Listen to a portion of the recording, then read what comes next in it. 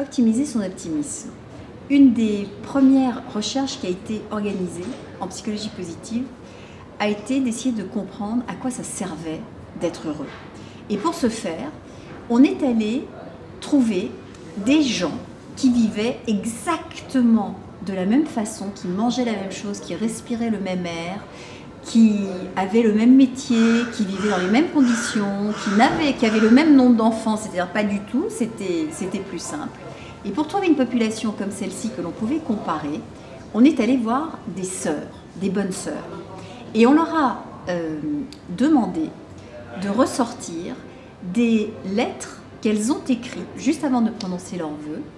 On leur a demandé d'écrire une biographie.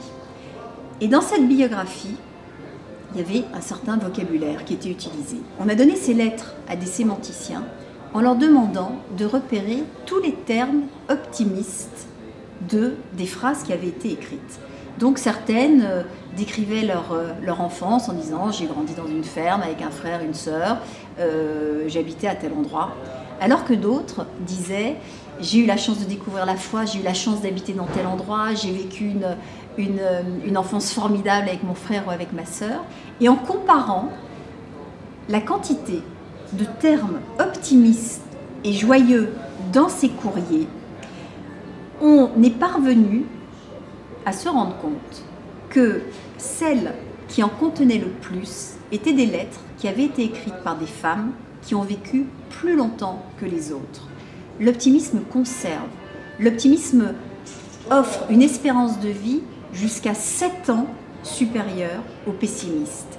Et la bonne nouvelle, c'est que si on n'est pas optimiste de nature, c'est mon cas, on peut le devenir.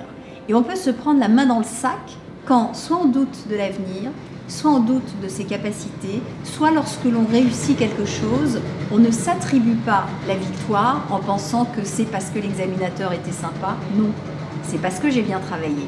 Ça, c'est d'être optimiste.